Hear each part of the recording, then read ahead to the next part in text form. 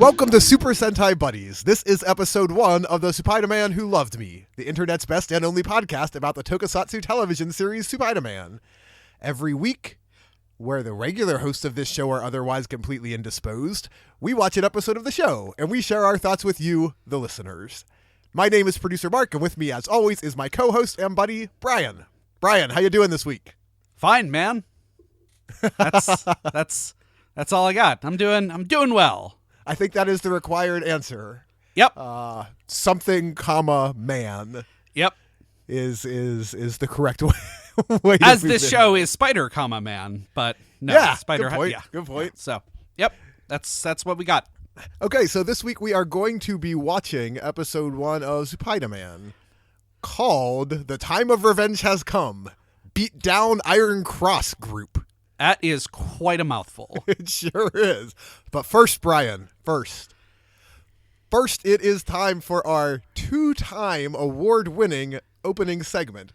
Brian, shining in the heavens, there are 5 stars. What is star number 1?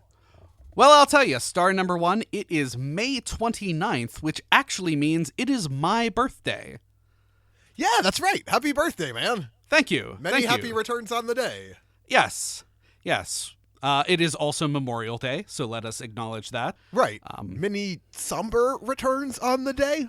Yes. That actually gets into, I kind of wish for days like that there was something to append to holidays that wasn't happy this. Yeah, because happy Memorial Day just... It doesn't sit right. No, it really doesn't. No. How actually was your birthday, man? Oh, it was not bad. I spent some time at home in the mountains, therefore, of western Pennsylvania, which, as my sister who has moved to Colorado will point out, those aren't real mountains. They are comforting mountains, though. Yes, they are. This nice rolling hills.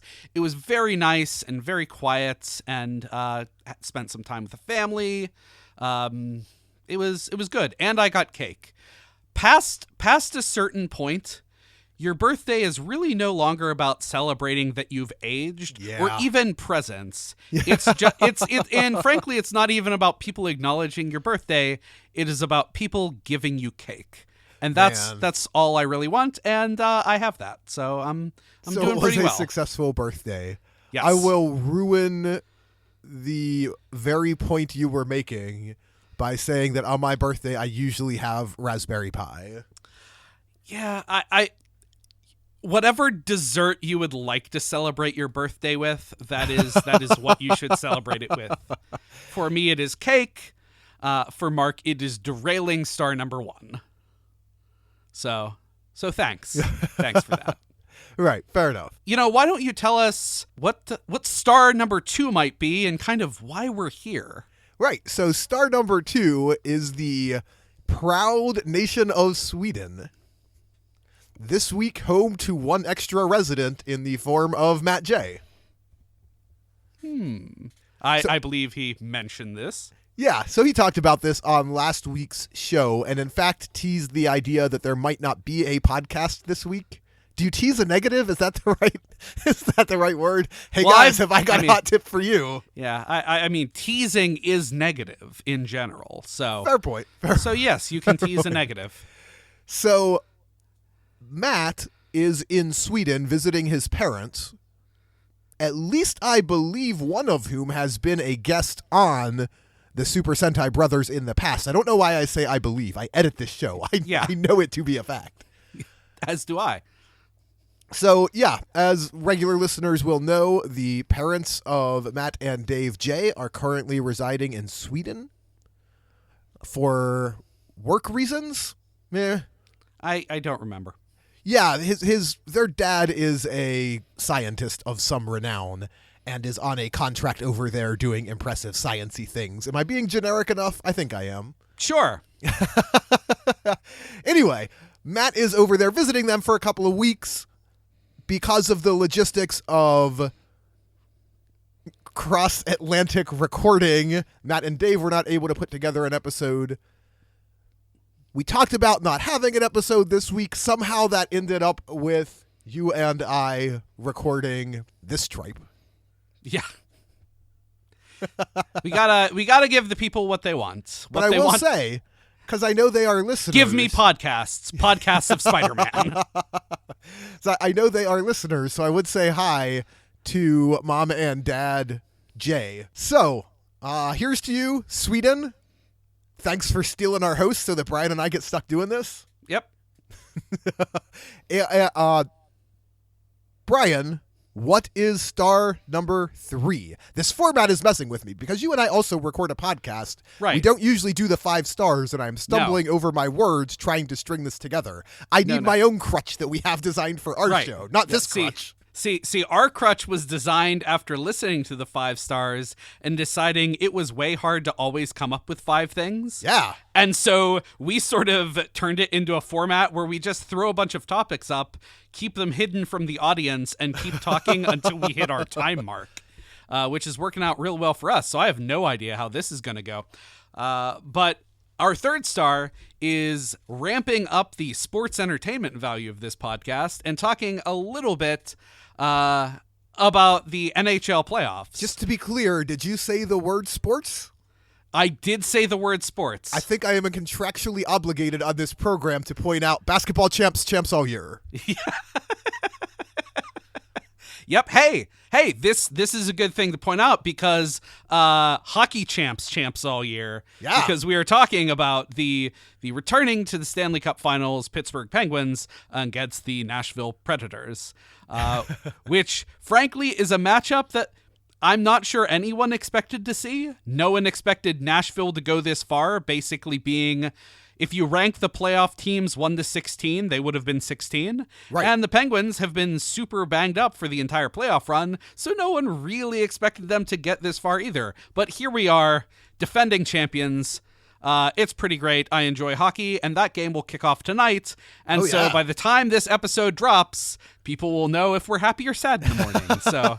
So there's that. Yeah, hearing that the Pittsburgh Penguins are in the Stanley Cup Finals any point during the last decade is not what you would consider a shock, but they were not favorites to survive the playoff field this year. So it's fun that they're back. Yep. And it is for us. For us. It is worth noting that both Brian and I hail from kind of the greater Pittsburgh area. Right. So much like the brothers Jay have Cleveland as their hometown, Brian and I have always claimed Pittsburgh as sort of our hometown, so to speak, or at least the satellite town to which we are closest. Yes. I know those 2 cities are traditionally sports ball rivals, but not in either of the sports that we are speaking of, so I think we're on safe ground here. Right. Yes. Cleveland does not have a hockey team. Pittsburgh does not have a basketball team. Right. So this podcast can happily endorse both. And it is worth noting that basketball champs all year, that all year is it is up pretty much now. Well, champs all year hockey up pretty much now because basketball and hockey play roughly the same time for their playoffs. Yeah, so both the Pittsburgh Penguins, who were the Stanley Cup champs last year, and the Cleveland Cavaliers, who were the basketball trophy champs. I don't know basketball. I grew up in Pittsburgh. Yeah, I don't know. They were the NBA champs all year last year.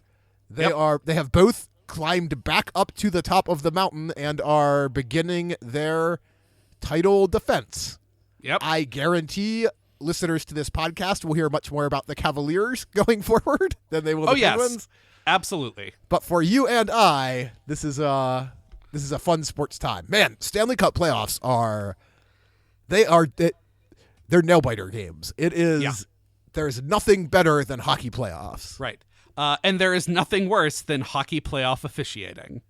Yeah, boy, we could have a whole podcast on that alone. Right, but we've already discussed about how this format wrecks with our time on episodes. So, continuing on, what is star number 4? I thought for star number 4, in the spirit of a Marvel Comics-esque show, we're reviewing Spider-Man.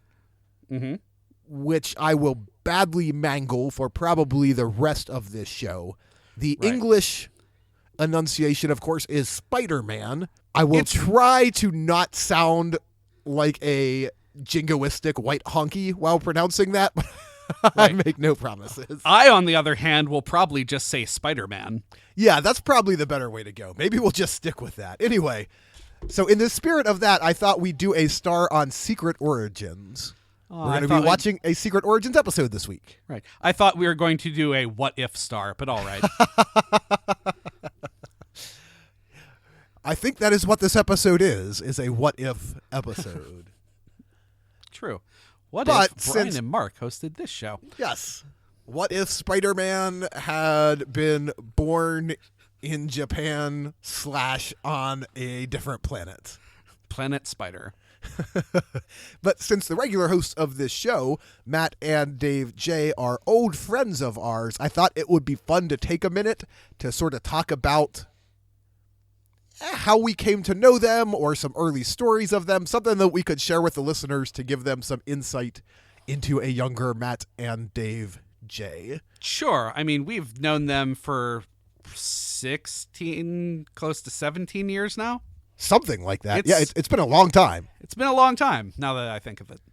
So I was after I wrote this down, I was trying to think of my first memory of them, which is, of course, to say my first memory of Dave. Dave's a year older than Matt. We all went to the same college, you and me and Matt and Dave.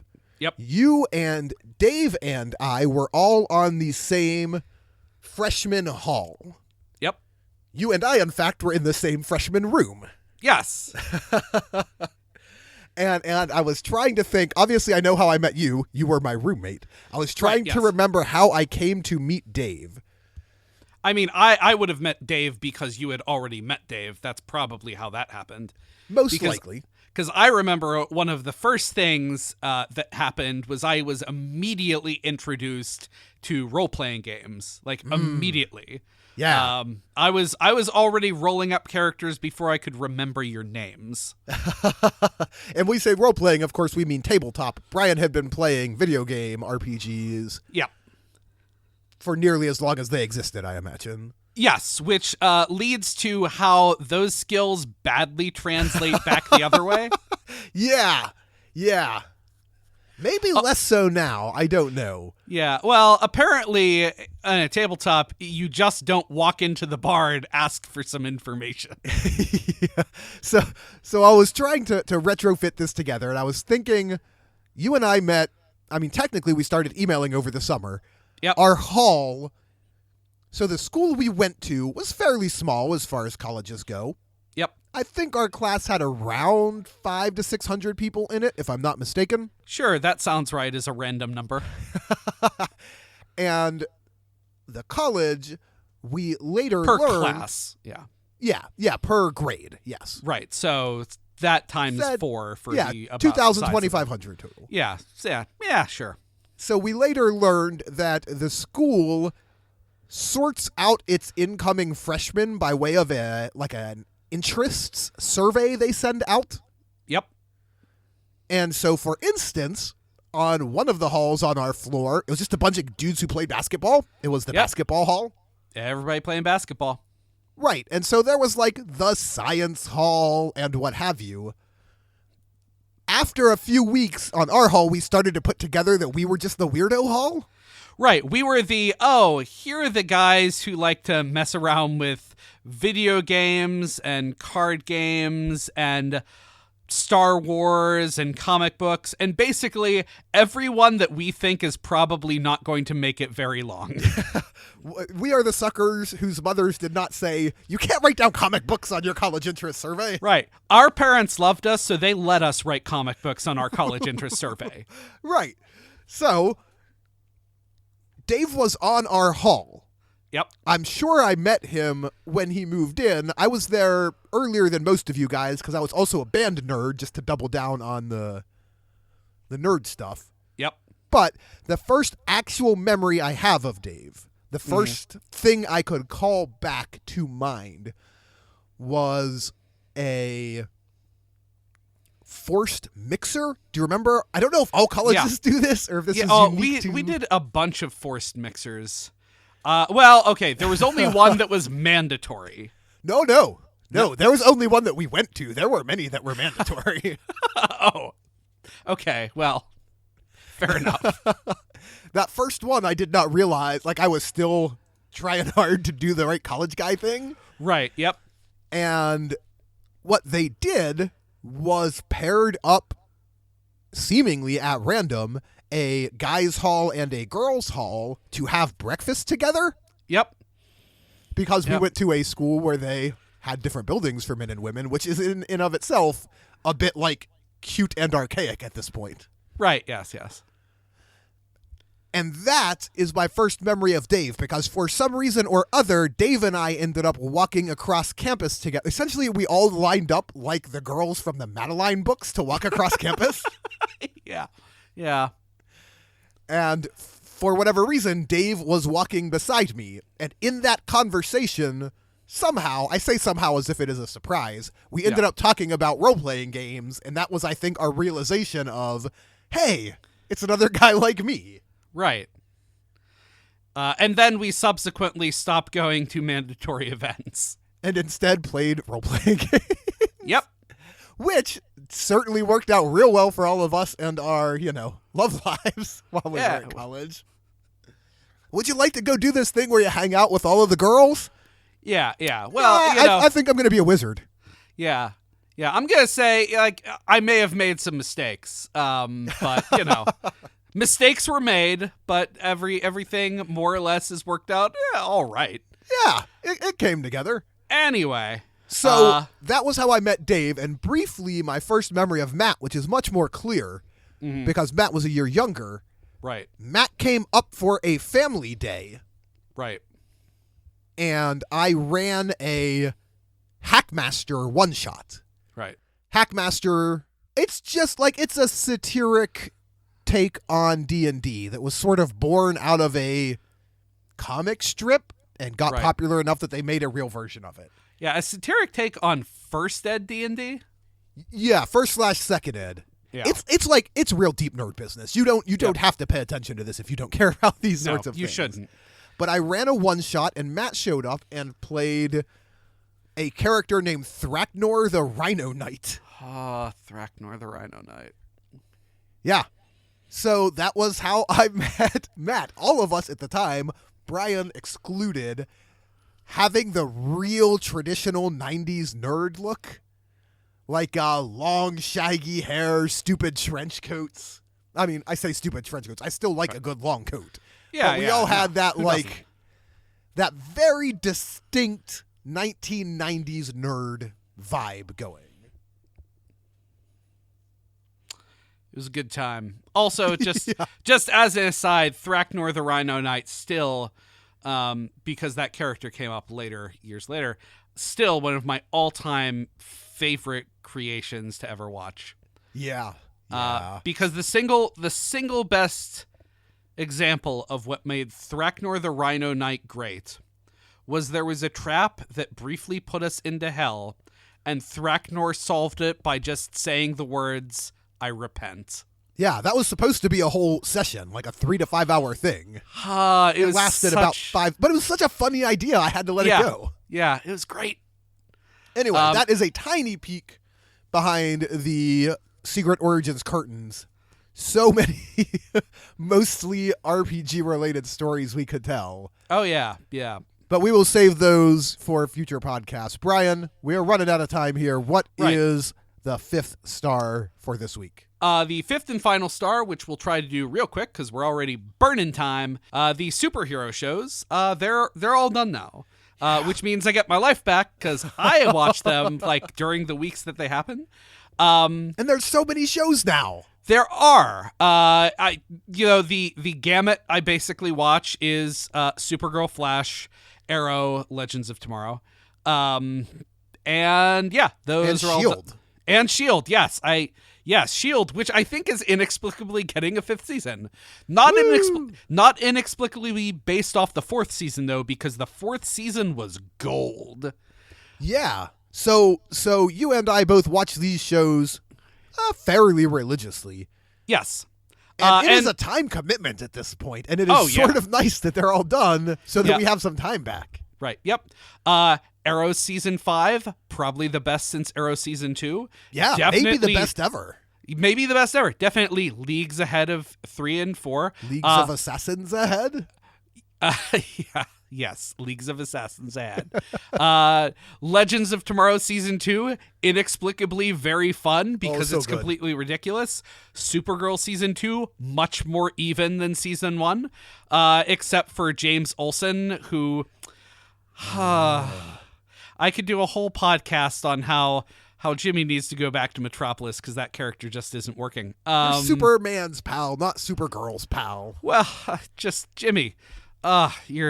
You shouldn't fight. And then leave the fighting to the strong women, Jimmy. Get back in the writing room? I don't know, whatever you go to in a paper. Yeah, not enough people go to the writing room, which actually brings up a problem that Supergirl, and I think any Superman adaptation would have right now, which is reporter is a real bad cover profession now in 2017.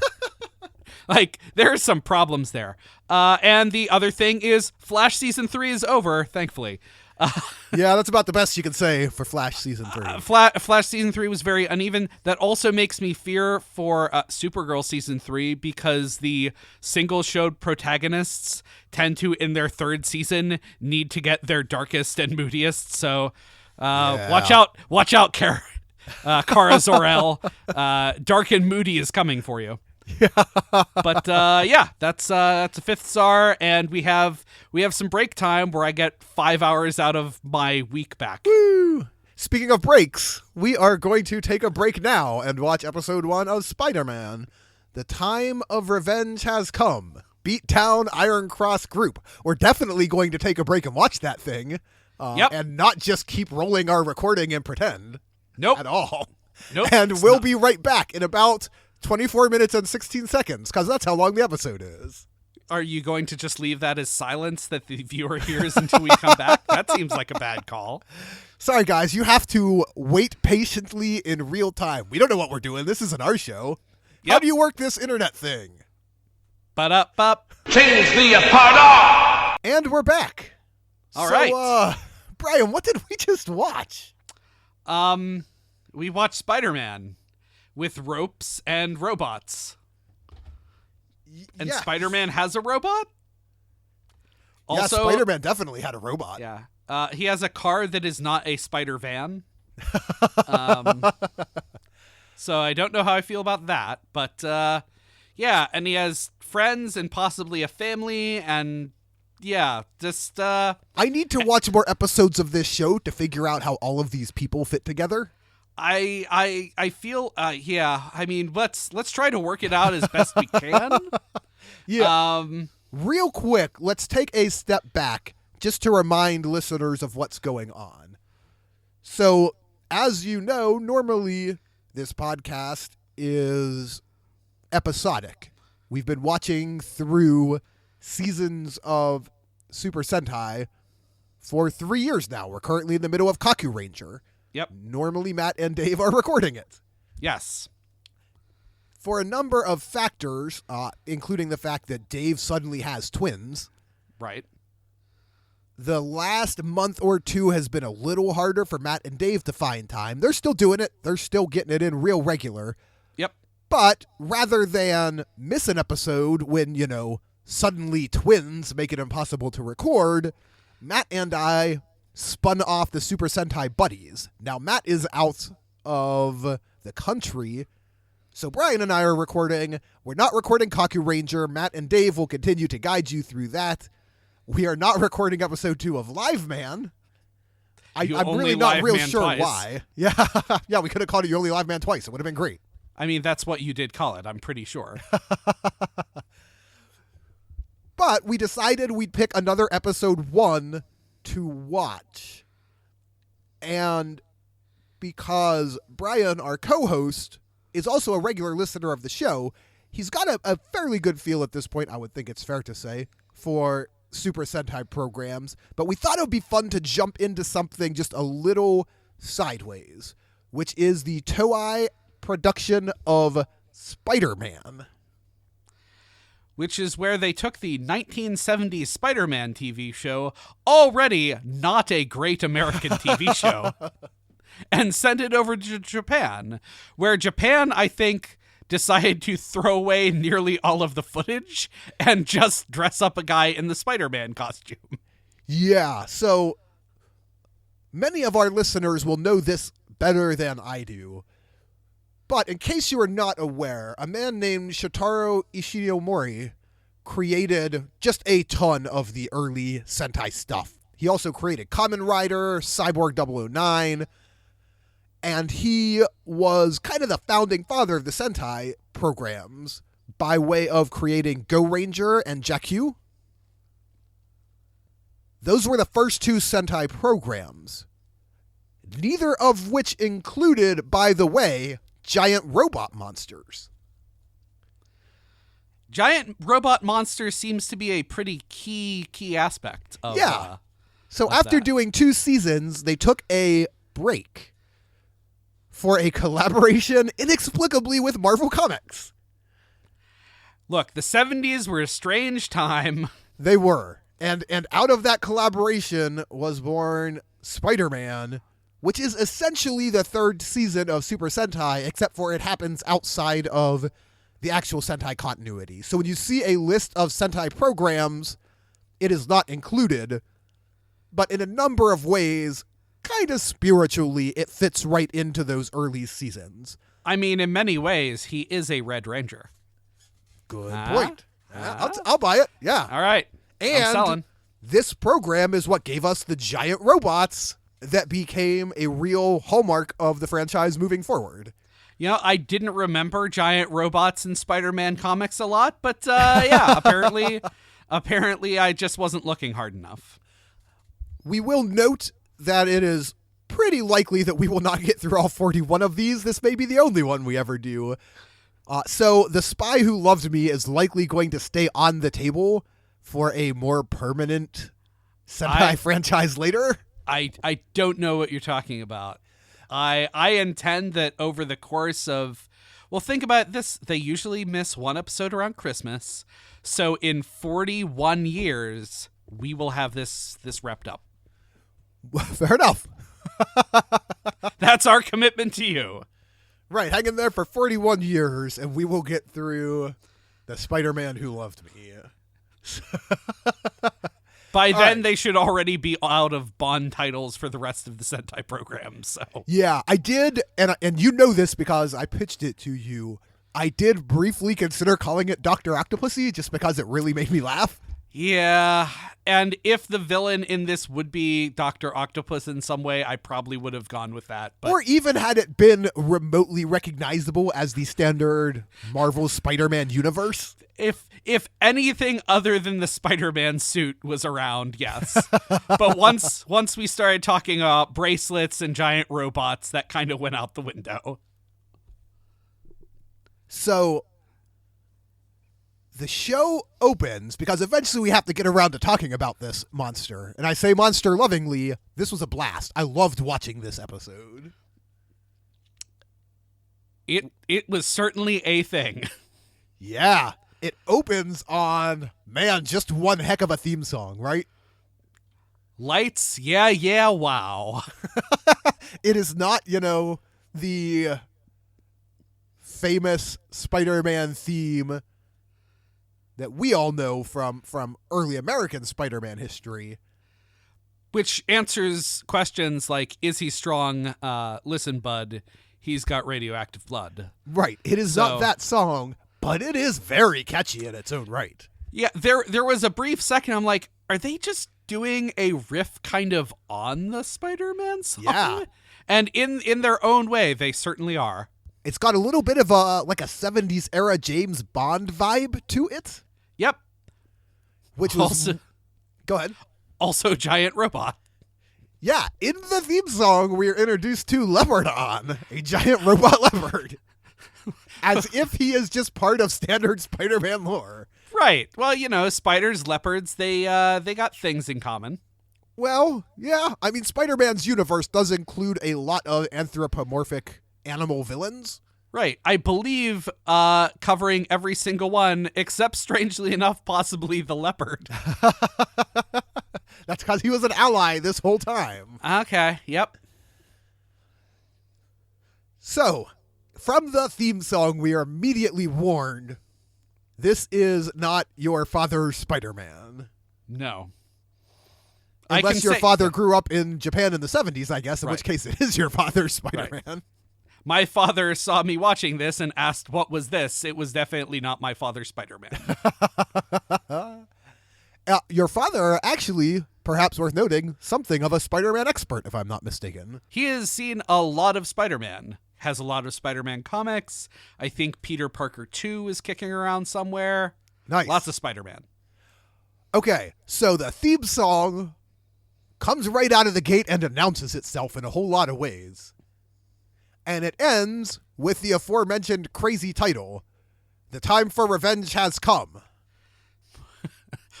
Which is only half of the title, the second half being some variation on Attack the Iron Cross Army, depending on kind of what fan sub you're reading. Or beat down the Iron Cross group. Yeah. Whatever it is, we have turned this up to 11 in the opening episode. I don't even know what we're revenging. I don't know why revenge has come. I don't know who is seeking revenge. Yeah. Boy, are there some questions to be answered. This episode will sort of answer them. You must have watched a different episode than I did. So the actual show opens on a space cave, I think. Dagobah. Fair. Although actually, come to it, maybe not a space cave. There is some wonky timelining happening here. Yes. I think I initially believed it to be a space cave, but what I believe has actually happened is an alien who has been in an Earth cave for some 400 years has chosen now as the time to summon 3 things. Number 1, his brother. Yep. Number 2, something called Marveler. Okay. Which is hat tip to Marvel there. Yep. And number 3, Leopardon, which we know from the theme song is a giant robot leopard transformer. Yep. Yeah, decides to summon all 3 of those things, and because none of those things make sense, especially because there's some traveling through space going on, you get no sense of what is happening whatsoever. No, because the next thing we see is just spaceships. Right. First, a couple of spaceships just kind of casually zooming through the cosmos. Right, fly casual. Right. Then the bridge of, I guess, the bad guy spaceship? I guess. I presume they're on a spaceship. Again, all of this cutting through things that are flying through space or in caves or on bridges gives me a very messed sense of where anyone actually is. That's a good point, because they are on Earth shortly thereafter, so they may just be watching from some secret Earth base. Right. Don't know. I'm It sure is- the series will tell us. It is a dude with a giant, cyborg eye plate. Yep. Strangely enough, looks about as convincing as the Hank Henshaw cyborg currently on Supergirl. I mean, Hank only looks slightly better, but it's kind of in the same league. Yes, so it is that dude. We'll get to him in a little bit, because boy is he a guy. Yep. And then a lady who is just, at the moment, sort of wearing a generic space military outfit. Yep. We And will discuss them more. Right. What is important to note about her is nearly everything important is going to be in her facial and eye reactions to things. Yeah, that is a good point. She does not have a lot of dialogue. No, but she does have a lot of great faces. So also watching these spaceships, because that's what Cyborg and Military Girl are doing, is just kind of observing it. Right. Also observing it is a young science girl and her dad. Right. At the Astro Archaeology lab? This is, I think, where Papa J works in Sweden. at the Astro Archaeology lab. Yeah. For all I know, this is what he's doing. Is Astro Archaeology a thing? I do not know, but I love it so much. It seems like it would be difficult to have samples 95% of the time. Do you just look at meteors and hope they crash to Earth? Or I guess so. I mean, you can't. I don't know. You can't do a whole lot of archaeology through the telescope, I would think. Yeah. That does not seem to be... Anyway, so those two very different groups are watching these spaceships as they're suddenly approaching Earth. Right. So go ahead. One important thing. The Astro Archaeology group, they definitely ask, is that a meteor? Which means their funding should probably be cut today. Yeah. It is clearly not a meteor. Yeah. Yeah. So, the first several salvos of this show have been very sci-fi oriented. Space dude in a cave, evil cyborg dude on some sort of observation deck, and astroarchaeologist dad and daughter. Yep. The next thing we are treated to is some hot BMX biking action. Yep, let's get the motocross on. It's so good. The guy's just getting some motocross. It is great. It is everything you want from a motocross scene.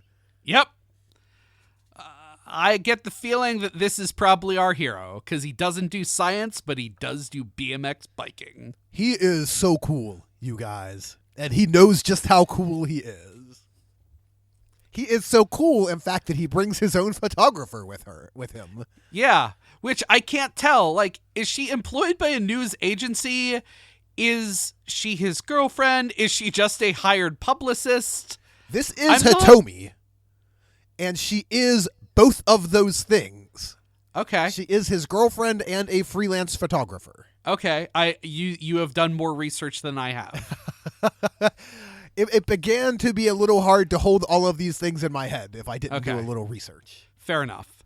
So Hitomi, who presumably sort of fulfills the role that Peter Parker himself serves in the Spider-Man universe of providing pictures pictures of Spider-Man. Yeah, I need to know if there's a J. Jonah Jameson somewhere that she sells them to. I hope there is, or if there's not, hey, we haven't looked on. We can just say there is. Yeah. So she is there taking pictures of him on BMX. I don't know if she is there, like, if they're going to sell them. Yeah, I was gonna say, is that a hot scene to sell photos? I don't know. Maybe in the 70s it was. Okay, well, you know, things were different. BMX didn't have that sweet Mountain Dew sponsorship yet. And back here, reporting was a profession where you could make money. Good point. So she was there, maybe trying to take some pictures to sell, maybe just taking some sweet action shots of her boyfriend. Whatever. It's probably the former. Right. While that is happening, the guy on the bike begins to hear in his head the voice of Spaceman from the beginning calling out, "My brother, come my brother." And it immediately creeps this guy out. Yeah. Which is, I think, probably the correct reaction. Well, yeah, but usually these things draw out slightly longer, where at first the hero chooses to ignore these voices. Good point. And by the way, yes, in case we didn't mention it, this is Takuya, the eponymous Spider-Man. Yep. As he's hearing voices, the spaceships have entered Earth's orbit. There's some real sweet shots of generic crowdspeople being amazed and confused. Yep. In that vein that you really only get from Japanese tokusatsu style productions. So Hitomi manages to snap a picture or two of the spaceships. And at that point, we cut away again. So we see the spaceships kind of crashing into a hill somewhere. Yeah, I think that's the spaceships crashing into a hill, although it could have been Leopardodon. What I've been calling the spaceships, I believe, are Marveller and Leopardon. Yeah. It's hard to tell because we can never figure out whether or not the evil characters are also on a spaceship or somewhere else. Right. So yeah, that is Space Dude woke up, called for Marveller, Leopardon, and his brother. Marveller and Leopardon leapt to life from wherever they were in outer space and zoomed down to Earth, where they crash landed. And On then people purpose, had trouble probably. finding them, which made me chuckle. Yeah. Nobody was looking real hard. All right, so all of that has happened. Space Yep. Dude woke up. People watched spaceships coming in. Hot Yep. BMX action. Hot, hot, hot. Now we are back on that observation deck with the cyborg dude and the space soldier lady. Right. Where these guys prove to be surprisingly well informed about what is going on. Hoo boy, they spit out a bunch of hot nonsense that does not make any sense to me until several scenes later when I start putting back together the words they were saying. Right. Although they also do talk about Machine Bem, who I don't believe will appear here, but is like the ultimate force and destructive power that took 400 years to research and develop. Yeah. If something takes 400 years to research and develop, perhaps this was not a good expenditure of funds. Machine Bem, if I am not mistaken, is your Dimension Monsters, your Goma, etc. Machine Bem are a group of biological weapons that this guy has created. They are not a single Machine Bem? Right. Okay. So that first enemy we saw was a Machine Bem. Okay. And speaking of the guy who created them, the not at all sinister named Professor Monster. Yeah. So this is where we do learn the two people on the observation deck are Professor Monster, the leader of the Iron Cross Army. More backstory on him in a minute. And a female commander that I don't think gets named in this episode. I didn't write it down.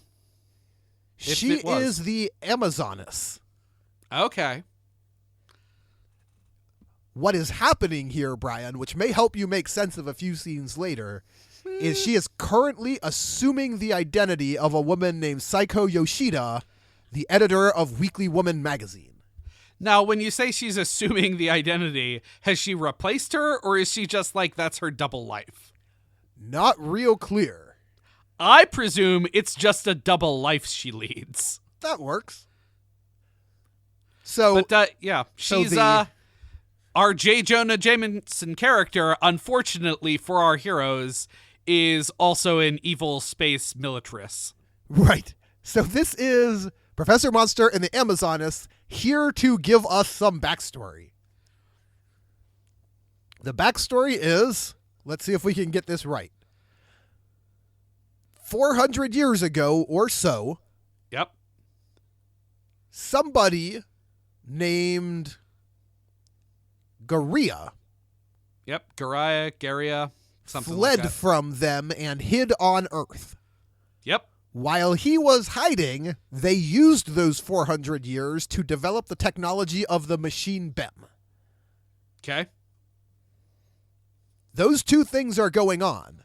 Now they are worried that someone could possibly disrupt or stand up to or in some ways fight Machine Bem. But that is not Garia, the mystery spaceman. No. It's someone else who happens to be on Earth. Yeah, the person they are worried about is none other than Professor Yamashiro, the Astro Archaeologist. Right, because apparently he's going to tie this all together. Yeah.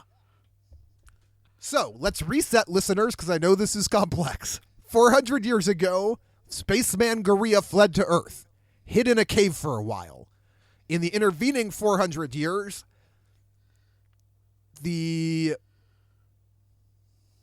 Professor Monster created Machine Bem and an Earth human named Professor Yamashiro was born and became an astroarchaeologist. Right. He's going to tie the whole thing together and wipe out Machine Bem and all that stuff. He is set up to be the potential nemesis, like the leader of Earth, the defender of Earth sort of thing. Now here in real time, the guy who fled 400 years ago has woken up, or has just decided, he's been awake for a while actually, and has decided to call for his space car and his space robot, as well as his brother. Space brother. As well as his space brother, to renew the fight against Professor Monster. Sure. How is that? Makes as much sense as anything.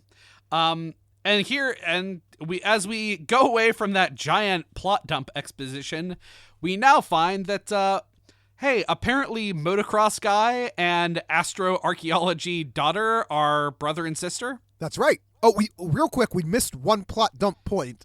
Did we? Professor Monster dismisses the Amazoness to go kill Professor Yamashiro. Ah, yes. That is a key point, and she takes some very small monster that looks sort of like Jiminy Cricket with her. Yep. That thing had a name. I forgot to write it down.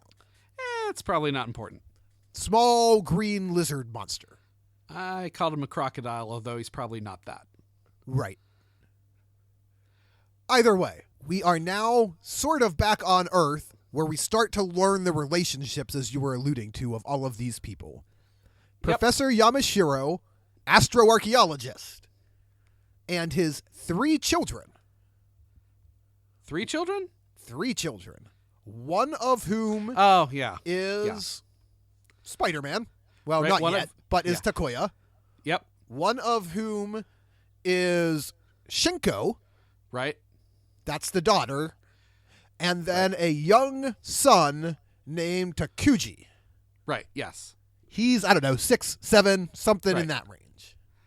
He is playing the same role as Short Round in Temple Are you of still Doom. with us, listener? This is a lot to cover. Yeah.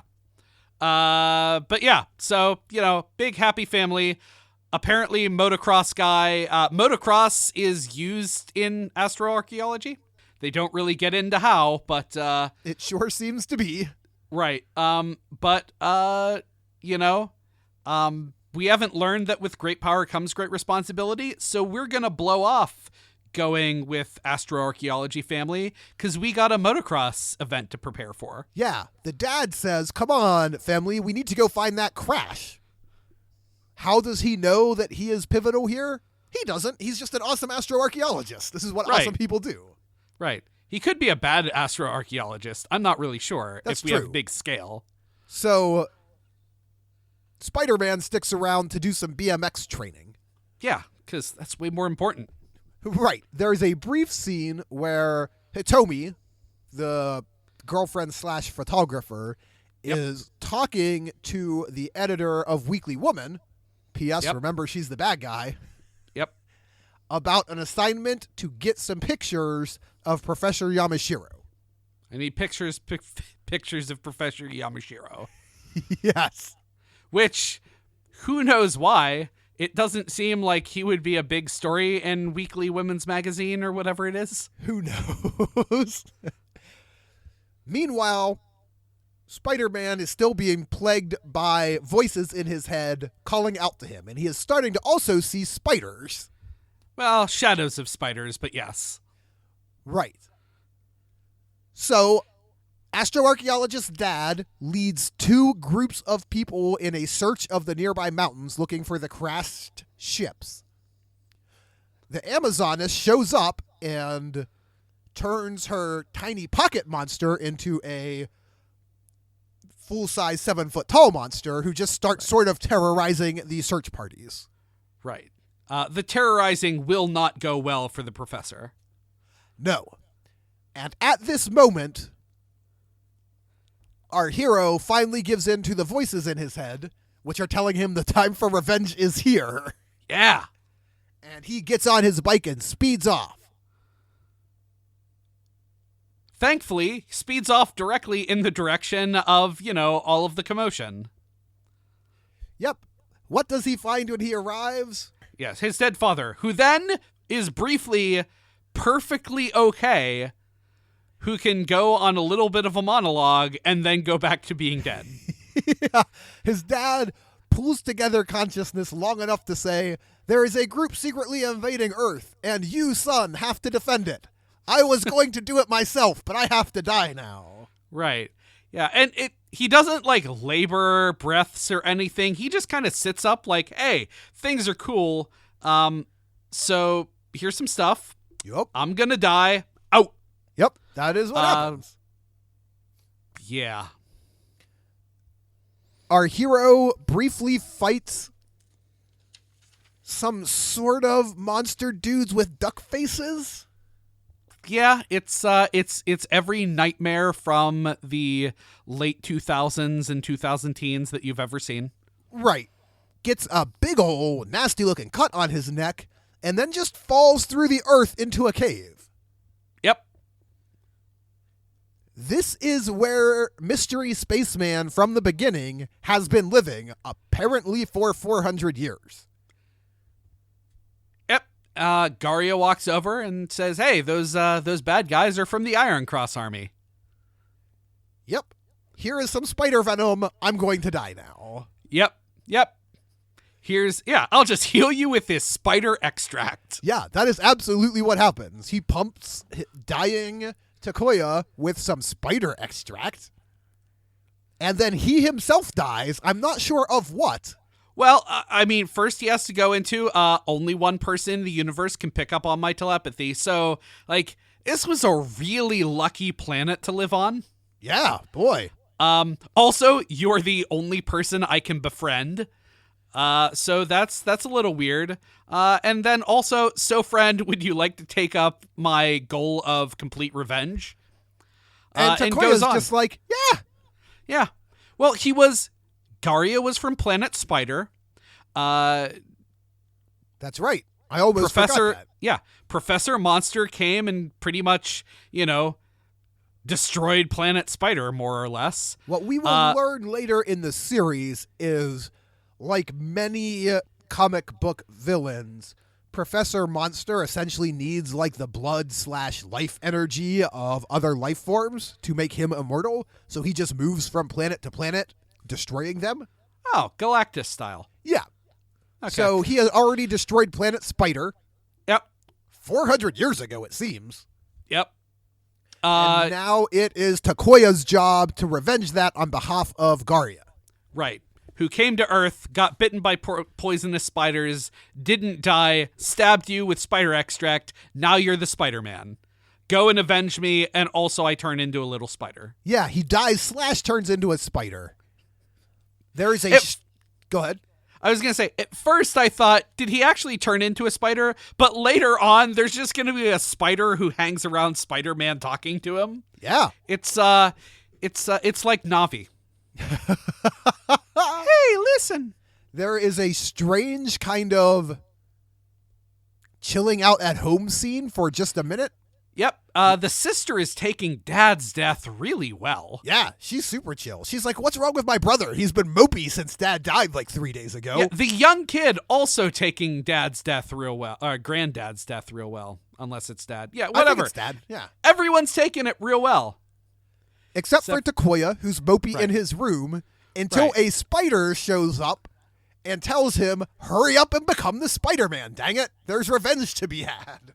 And then, in the corner writes some Spider-Man in web. Yeah. This is where we learn that he now has a giant spider bracelet on his wrist. Right, which how do you not have a giant bracelet on your wrist and no one has asked you about that for 3 days? He seems surprised by it. It's not inconspicuous. So the spider bracelet is essentially his communicator / catch-all command device. Within it dwells the Spider Protector. Yep. Which is just the Spider-Man suit. It's just the suit. It's the suit. Yep. And this is the first and only time this show briefly feels like Spider-Man. Yes. Oh, there's a teenager in his room with new spider powers and a red and blue spider suit. Yep. This is familiar to me. And the first thing he does is crawl up on the ceiling, because that's what you do when you're Spider-Man. Right. Then we are treated to a beautiful montage of him just Spider-Manning through the city. Yep. Sometimes using the exact same shot 3 times in a row. Yeah, not even like spaced out a little bit. No. Because what has happened is a nuclear physicist has been kidnapped. And the spaceman turned into Tiny Spider has told Spider-Man to use his spider senses to track them down. So this is where we find out that Japanese Spider-Man has way better spider sense than Peter Parker Spider-Man. It is not a vague sense of warning. Right, vague sense of warning or tracking spider trackers. He's like, I can sense 50 kilometers away that something is going on. So he just Spider-Mans through the city for a while. It's and great. the forest. And the forest. He Spider-Mans all over the place. He crawls up things. He swings from things. He does goofy jumping poses. Right. Some kind of karate moves. A lot of Yep. sound effects all over the place. And they tracks down the bad guys to their secret lair where they are trying to force this nuclear physicist into becoming an evil scientist. Yeah, I wasn't real clear why they kidnapped this nuclear physicist, but I guess just like for kicks. Yeah, I don't know. They're just, they need an evil scientist for some reason. And Spider-Man declares himself, or maybe the narrator did. I wasn't real clear. Well, someone asks, "Who are you?" Ah, that's right.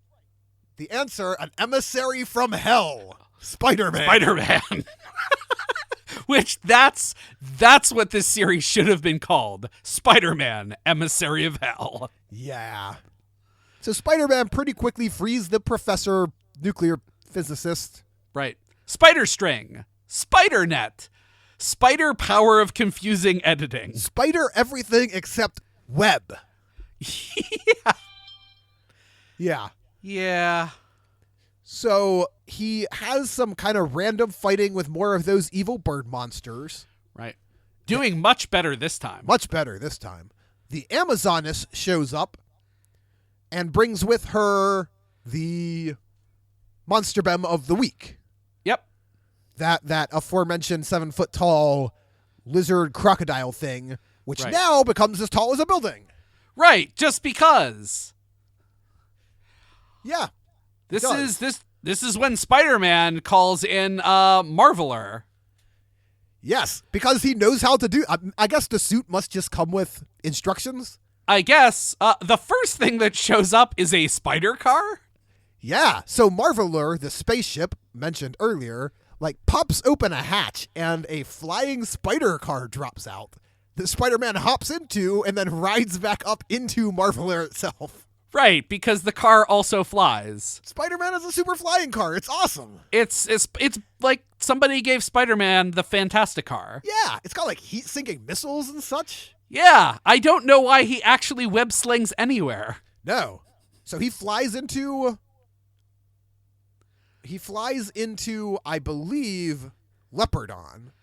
Yeah, it's confusing where Marveler stops and where Leopardon begins. Yeah, the car itself may be Marveler. Maybe. Don't really know. Regardless, it's time for Giant Robot. No, the flying car is a separate thing, I'm pretty sure. It's the Spider Machine GP7. Okay. It is stored inside Marveler. Marveler being, I think, where Leopardon's head is, or something like that. Sure. So, yes. So, Spider-Man flies the flying car into Marveler, which itself turns into Leopardon, the giant leopard robot that Spider-Man famously pilots. Right. And also wields a sword because, leopards are famous swordsmen. Yeah, absolutely. And then he just chucks that sword into the Monster Bem's chest, and that is that. Yeah, we just jump straight to glowing sword explosion. Yeah. and we get a to be continued for 40 more episodes. Yep, I think something in either the end credits or whatever says, "Don't lose, Spider-Man." Yeah. So, thoughts on episode 1 of Toei Marvel co-production of Spider-Man? I have to say, I think part of this teaches why in first episodes of these shows we don't typically allow A, the monsters to grow giant, or B, bring in the giant robots, or C, give the Rangers all of their stuff, or D, introduce all of the family relationships between everybody. There is just so much going on from a setting the table standpoint that it is very hard to figure out who is what and where is what and what's going on. And also what Astro Archaeology is and why there wasn't more BMX racing. Yep. But the long and short of it is Spider-Man and his giant robot have to defeat Professor Monster, who is trying to conquer Earth to sustain his own life energy. Right. See that I can follow. Yes. But all of the various family relations in between maybe could have been sprinkled out across a few more episodes. Right. You know, like finding out that his photographer girlfriend's boss is also part of the evil group of invaders. Like that, right. I can't handle that revelation in episode 1 before it has time to make sense where his photographer girlfriend is. But as far as Sentai or, near Sentai programs go, it was a blast to watch. Oh yeah, it's funny once you just accept the sort of cheapest editing possible for the fights. They're actually kind of funny in their own regard. Yeah, because they are just chopping like segments of film and just repeating it 3 times very quickly. Yep, and then it's like, yeah, that's what we're doing. But if you ever looked at Spider-Man and thought, what would make this even better? Giant toyetic robots. Yep. This is the program for you. Right. And not for nothing, but Spider-Man throwing ropes and nets, that's on the same level as what we had in the States in the 90s. Oh, yeah. So probably better. All right, man. I think that is going to do it for another episode of Super Sentai Buddies. Yep. Before we finish up here, I'd like to remind you that I do not even know. You can find us everywhere on the Twitters and the Facebooks and look up Super Sentai Bros. Right. Most of the Google hits are us at this point. Right. Retrograde Orbit Radio. That's kind of where the whole programming is. That is our tiny independent podcast production house. It is also home to Mount Olympus, the podcast that you and I regularly do together. Yep. Which is to the late 90s Hercules and Xena programs what this program is to the Super Sentai franchise. Yes, we are much better at comprehending Hercules and Xena, along with our friends Meg and Lucas, than we are at the whole Super Sentai thing. Right. One thing I will use this wrap-up time to note, because I know Matt doesn't like to get into this aspect much. If you are a regular listener of the show, especially new listeners, but really all listeners, and if you have not taken advantage of whatever platform you listen to us on, taken advantage of their rating systems to drop us a rating, it is a good thing. I know it's a bit of a pain, but especially iTunes, those stars and reviews, those nice comments are all part of the algorithm that iTunes uses to make this show more visible. The more people who are talking about us, the more we will push up into the iTunes stratosphere, the more likely we are to show up on searches and things. So if you appreciate the program, if you like what Matt and Dave do for you on a regular basis, take a minute to swing by iTunes, leave us those 5 stars shining in the heavens, say something nice about the show. Maybe not this week's episode, but say something nice about the regular show. You can put an asterisk and say this week's episode accepted. That is fine. Once again, we are the Super Sentai Buddies. I'm producer Mark. I'm Brian. And we will see you next week for The greatest show on Earth. Spider-Man.